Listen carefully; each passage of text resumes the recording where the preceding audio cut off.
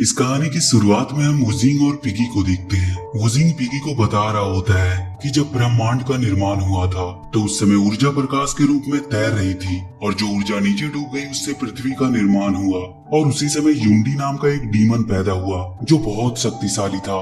वो जहाँ भी जाता था वहाँ के सभी जीव जंतु डीमन बन जाते थे। इसीलिए वो तीनों लोग को सम्मिलित करने के लिए निकल पड़ा ताकि वो स्वर्ग पर राज कर सके। तो उसे रोकने के लिए बुद्धिस्ट आए लेकिन वो नाकाम रहे, यहाँ तक कि उसे हेवन के सोल्जर भी नहीं रोक पाए। तो बुद्ध के एक शिष्य ने उसे कैद करने के लिए एक महान बलिदान चुना जिसमें उसकी आत्मा की मदद से उस डेमन यूंडी को पृथ्वी के अंदर दफन कर दिया गया। पर जहाँ उसे दफन किया गया था वहाँ की भूमि काली और बिल्कुल ठंडी पड़ गई थी। और इस पुस्तक के अनुसार यूंडी पूरी दुनिया को डीमन में बदल सकता है। जब ये कहानी पिगी सुनता है तो वो उससे कहता है कि तुम ये कहानी बार बार उसे नाम चेंज करके सुनाती हो और उसकी किताब छीन लेता है।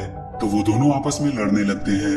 उसके बाद हम एक शांत स्वभाव के बुद्धिस्ट मास्टर को देखते हैं जो अपने एक शिष्य सन वुकोंग का इंतजार कर रहा होता है। तभी वहाँ पे पिगी और वुजिंग लड़ते हुए पहुँचते हैं।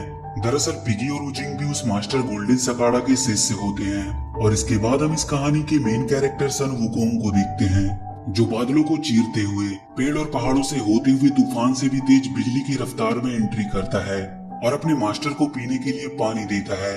दरअसल वो उतनी दूर पानी लाने के लिए ही गया था। और जब ये बात पिगी और वुजिंग को पता चलती है कि वुकोंग उतनी दूर सिर्फ पानी लाने के लिए गया था तो वो लोग हैरान हो जाते हैं। अगले दिन वो लोग उजुआंग मंदिर में जाते हैं और जब वो लोग उजुआंग मंदिर में पहुंचते हैं तो वहाँ मंदिर के 2 यंग रक्षक आते हैं जो उन्हें मंदिर के अंदर ले जाते हैं। वो मंदिर काफी बड़ा होता है। पिगी और सन वुकोंग वहाँ पे बहुत शरारत करते हैं और उनकी इजाजत के बिना ही वहाँ की चीजों को छूने लगते हैं। और वहीं हम उनके मास्टर को देखते हैं जो एक पवित्र झील की ओर सर झुकाते हुए आराधना करते हैं। उसके बाद हम पिगी को देखते हैं जो सन वुजुआंग को बताता है कि हमारे मास्टर जो उनकी मदद करने आए हैं उसके बदले में हमें एक खजाना मिलेगा जो एक फल के रूप में है। और जब उस मंदिर के रक्षक फल को तोड़ने के लिए पवित्र पेड़ के पास जाते हैं तो उनके पीछे पिगी और सन वुकोंग भी टिड्डे के रूप में चले जाते हैं। और जब वो लोग उस पवित्र पेड़ के पास पहुंचते हैं तो वो उसे देखकर बहुत अचंभित होते हैं क्योंकि पवित्र पेड़ बहुत सुंदर होता है और उसके फल भी बहुत ही अनोखे होते हैं।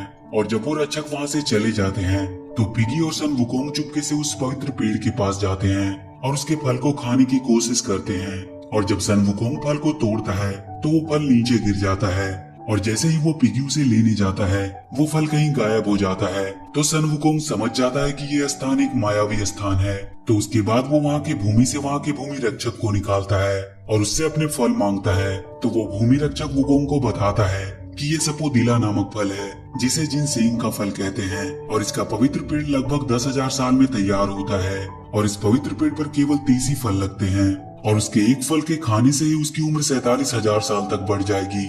तो उसके बाद सन वुकोंग तुरंत इन जिनसेंग के फल को तोड़कर अपने साथ ले जाता है और अपने दोस्तों के साथ उसे खा जाता है। और जब ये बात मंदिर के उन रक्षक को पता चलती है कि फल की चोरी हो गई है तो इसे कंफर्म करने के लिए वो फलों को काउंट करते हैं जिसमें उन्हें 4 फल कम मिलते हैं। और जब रक्षक उन तीनों से जिनसेंग फल के बारे में पूछते हैं तो मंकी वुकोंग कहता है कि हाँ उसने एक फल को खाया है, उसमें हैरान होने वाली क्या बात है। तभी वहाँ वुकोंग के मास्टर गोल्डन सकाड़ा आ जाते हैं और पूछते हैं कि ये सब क्या हो रहा है। तो वो रक्षक उसे बताते हैं कि इस मंकी ने जिनसेंग के 4 फल चुराए हैं। तो मंकी वुकोंग कहता है कि उसने सिर्फ 3 तोड़े थे और इसी बात पर उनमें बहस हो जाती है और वो आपस में ही लड़ने लगते हैं। और वो रक्षक वुकोंग को शैतान और तुच्छ बोलता है जिससे वुकोंग को बुरा लग जाता है और वुकोंग जाकर पवित्र पेड़ के सारे फल को नष्ट कर देता है और उस पेड़ को अपनी जादुई छड़ी से जड़ से उखाड़ देता है।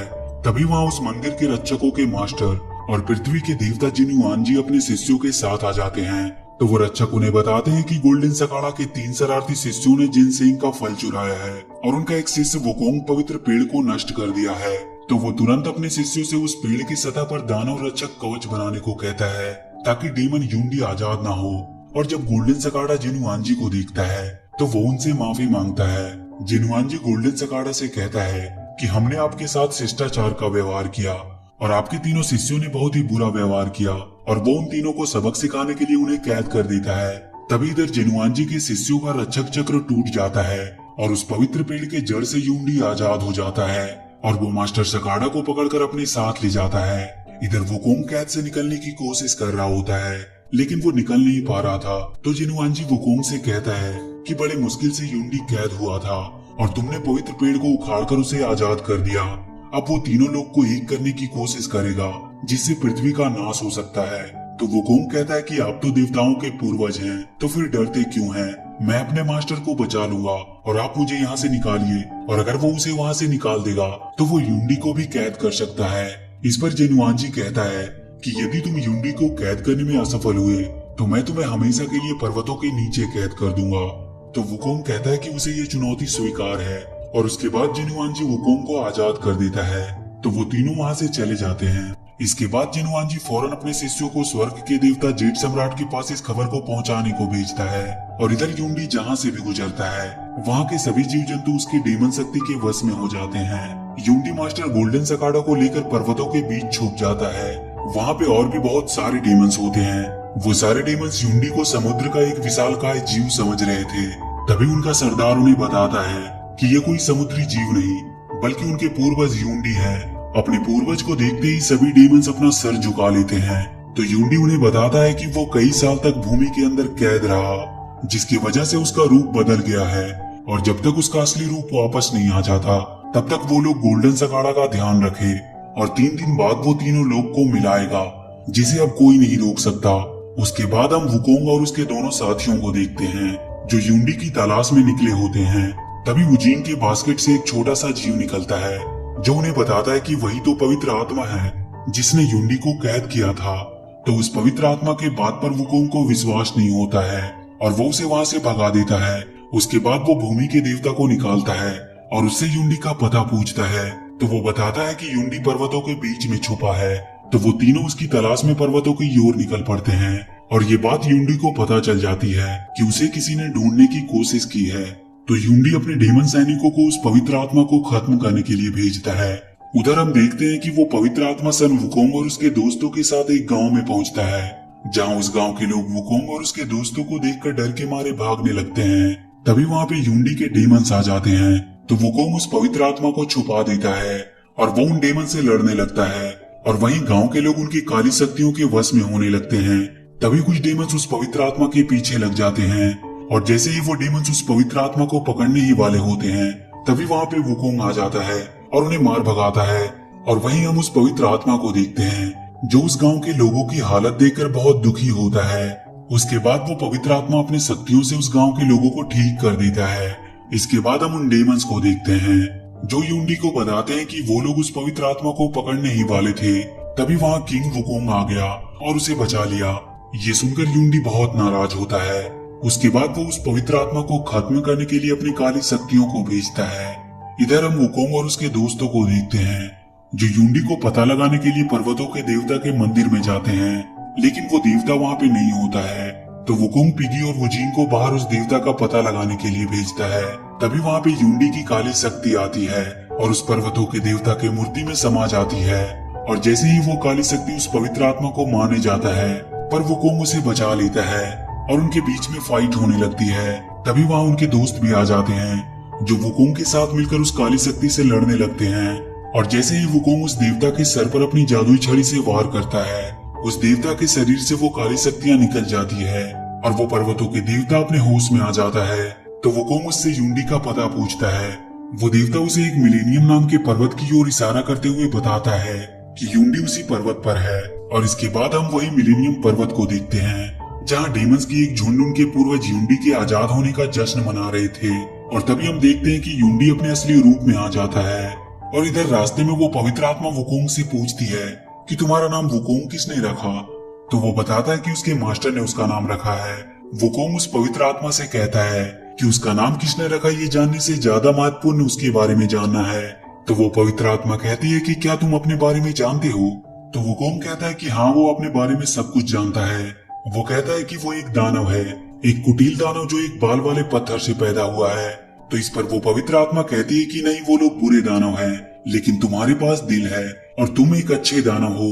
इसके बाद वो पवित्र आत्मा सोने चली जाती है और जैसे ही वो पवित्र आत्मा सो जाती है उसे सुरक्षा कवच लगाकर वुकोंग अपने साथी के साथ मिलेनियम पर्वत पर चला जाता है, क्योंकि वुकोंग नहीं चाहता था कि उसके साथ वो पवित्र आत्मा भी जाए, क्योंकि वो बहुत छोटी एक बच्चे के रूप में होती है। इसके बाद वुकोंग, पिगी और वुजिंग तीनों मिलेनियम पर्वत पर पहुंचते हैं जहाँ पे बहुत सारे डेमंस होते हैं वो तीनों मिलकर उन सबसे लड़ने लगते हैं और जब पिगी दानवों को मारने जाता है तो उसे एक मामूली सा पिगी समझकर वो दानव उसे मारने लगते हैं। तभी वो पिगी एक विशालकाय रूप धारण करता है और उन दानवों को अपने पैरों तले कुचलने लगता है। और इधर वुकोंग अपनी जादुई छड़ी से दानवों को बहुत बुरी तरह मारता है और उसके बाद वुकोंग अपने बाल की मदद से अपने जैसे कई मंकी किंग बनाता है जो पूरे दानवों में भगदड़ मचा देते हैं। तभी वहाँ पे यूंडी आ जाता है और वुकोंग से उस पवित्र आत्मा को मांगता है। तो वुकोंग यूंडी को मारने के लिए जाता है जहाँ पे उन दोनों के बीच में फाइट होने लगती है। तभी वुकोंग के दोस्त आ जाते हैं जो वुकोंग के साथ यूंडी से लड़ने लगते हैं, पर यूंडी अकेला ही उन सब पर भारी पड़ रहा था। वो उन तीनों को मारकर लहूलुहान कर देता है। इसके बाद यूंडी की नजर उस पवित्र आत्मा पर जाती है तो वो उस पवित्र आत्मा की ओर जाने लगता है, पर वुकोंग उसे रोकने की कोशिश करता है। इस पर यूंडी दोबारा से वुकोंग को बहुत मारता है और जब वुकोंग के दोस्त उसे बचाने जाते हैं तो यूंडी पिगी और वुचिंग को जान से मार देता है। और इसके बाद जब वो उस पवित्र आत्मा को लेने जाता है तो वो उसे नहीं ले पाता क्योंकि वो पवित्र आत्मा एक सुरक्षा कवच में होती है। तो वो अपनी पूरी ताकत लगाकर उस सुरक्षा कवच को अंदर से जलाने की कोशिश करता है। तभी वहाँ वुकोंग आ जाता है और उस पवित्र आत्मा को अपने नीचे छुपा लेता है। वो पवित्र आत्मा देखता है कि वुकोंग अपनी अंतिम सांसें ले रहा है। तभी यूंडी वहाँ पे वुकोंग के मास्टर को लेकर आता है और उसके सामने ही वो उसके मास्टर को मार देता है। इसके बाद वो पवित्र आत्मा अपनी सोल वुकोंग को दे देती है, लेकिन वुकोंग उसे लेने से मना कर देता है क्योंकि उसके ऐसा करने से पवित्र आत्मा मर जाती। इसके बाद यूंडी वुकोंग को जैसे ही मारने वाला होता है तो वो पवित्र आत्मा यूंडी को रोकने की कोशिश करता है, पर यूंडी उस पवित्र आत्मा को भी मार देता है जिससे उसकी सोल निकलकर वुकोंग के शरीर में चली जाती है और इसकी वजह से वुकोंग एक बार फिर से जिंदा हो जाता है। और इधर यूंडी तीनों लोग को मिलाने लगता है। तभी उसे रोकने के लिए वुकोंग आ जाता है और अपनी जादुई छड़ी से यूंडी पे एक वार करता है और उसके बाद उन दोनों में एक खतरनाक फाइट होती है जिसमें वुकोंग अपने जादुई छड़ी से यूंडी पर कई वार करता है और अंत में वो उसके सिर पे ऐसा वार करता है जिससे यूंडी की मौत हो जाती है। यूंडी के मौत के बाद वहाँ के सारे काले बादल छट जाते हैं और उसके बाद वुकोंग के दोस्त भी जिंदा हो जाते हैं जो अपने मास्टर के खो देने की वजह से रोने लगते हैं। तभी उनके पीछे से एक आवाज आती है और जब वुकोंग पीछे देखता है तो उसके पीछे उसका मास्टर गोल्डन सगाड़ा होता है, जिन्हें देखकर वो लोग बहुत खुश होते हैं। और इसके बाद हम दया की देवी को देखते हैं जो वुकोंग के हाथ में उस पवित्र पेड़ के पवित्र आत्मा को उस पेड़ के जड़ में डालती है जिससे वो पवित्र पेड़ एक बार फिर से उग जाता है। और ये कहानी यहीं पर समाप्त हो जाती है। तो वीडियो अगर अच्छी लगी हो तो please do like and share the video and please subscribe to my channel and press that bell icon.